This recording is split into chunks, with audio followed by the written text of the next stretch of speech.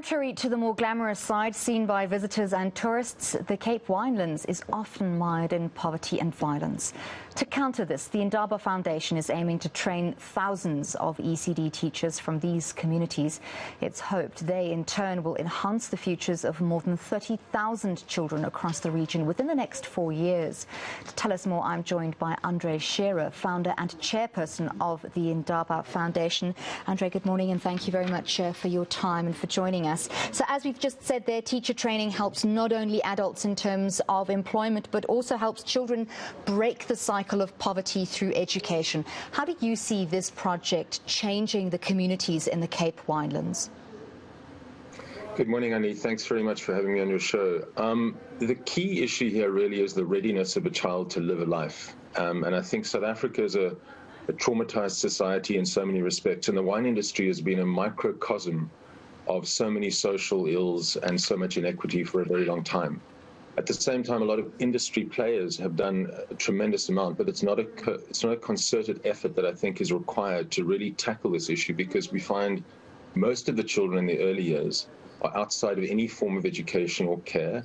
And the studies at Harvard show very clearly that the early trauma is actually an indication of your lifelong trajectory. So if your early years are not actually properly formed for you, you end up struggling throughout your educational, your healthcare life. So we believe that this would reframe the approach to kids entering schools if we can actually touch the lives of hundreds of thousands of children with a very sculpted education system that is actually focused. It's a Montessori method, which to most is an out-of-reach sort of educational method, but this comes from Amsterdam. It's an internationally certified program. And the outcomes for both the woman, remember we have 250,000+ ECD teachers in South Africa that are virtually outside of the professional system. They're underpaid, underfunded, so it's an incredibly big employment arena, but more importantly, it prepares children for better life. We know that the 17 billion rand spent on, 250 billion rand, 17% of the budget of the South African government is spent on education. So it's not a money issue. It's how do we deploy that money? And early childhood sees very little revenue and resource. And I think it's incumbent upon us to realize that unless we repair the base of the pyramid, the rest of the pyramid is going to remain incredibly unstable. And the next generation will be just as forgotten as this one, because education has failed our people. Andre, we know how very important ECD is. You've just highlighted it again. But how does ECD training lend itself towards this kind of project? You're taking women from communities, they've come from poverty themselves, not necessarily finished their own education. How easy is it going to be to train them for this very important phase of education, and how will candidates be selected? So we recently completed a proof of concept in Kayamandi in Stellenbosch, and 19 women were selected from ECD centers in the area, whether they had previous education or not.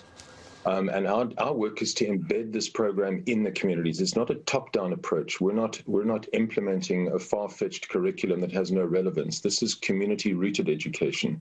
We brought in translators, there were linguistic supports, but I have to tell you, the 6 months of this training has transformed each individual woman into understanding her capacity. Mostly her, because we wish there were more men, but there aren't. At the outset, it's the faith that somebody has that they themselves have the tools required to actually coach a child and to follow a child. Montessori is not about force-feeding education. It's framing the way children, it's their independence, it's their ability to have faith in themselves. And so these women become incredibly empowered in a short space of time to firstly know that they are good enough, that their capacity is sufficient, because the framing of the teaching, actually the training to the teachers, is all about themselves. Remember, we have to be understanding, we model behavior to the child. We have to live a life when we're in front of those children. You're trained to be an incredibly mindful person. That sounds far-fetched. It's not, because the impact of that mindfulness on those young lives is for life, for entire life. So for us, the training is essential. It's a very deep dive, and it's about numeracy and literacy and all the academics, but it's very much about a life-centered education, grace and courtesy, Sexism, racism, gender-based violence, we know is incredibly widespread, and we really tackle that by the way we train the teachers. Andre, once this training is complete, you'll have part of the equation. You'll have trained, empowered ECD teachers. The children are already there and waiting. What about capacitation? Are there sufficient facilities to absorb these trained teachers once that's completed? Yes, so there are many facilities across the country. The problem has been, of course, resources for women to actually teach for some form of income and value. Our work is to build an ecosystem that allows these registered ECD centres to be trained to the correct standard, to be equipped accordingly, but also to upscale and to equip the centres that are not registered. There are thousands of centres in the area and certainly across the country that are not registered. Some of the standards are pretty onerous, but we're working, there are about 18 NGOs that work to accredit centres. So we're actually forging links to multiple organisations across the sector, because by collaboration we can achieve. Individually we can't. But we do believe there's a great desire at the moment to see ECD truly reframed in South Africa. Very quickly, Andre, in less than 30 seconds, how is this training being funded? So we fund the training ourselves. A New York-based foundation for the past 5 years has developed the institute in South Africa with almost entirely foreign money. Recently, the Millennium Trust in South Africa has agreed to step in and start to train in the proof of concept phase. The results have been staggeringly good, so I think we're going to find funding certainly grow.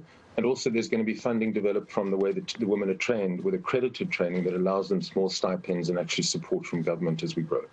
Thank you so much again for taking the time to speak to us. Great initiative. That was Andre Shearer, Indaba Institute founder and chairperson.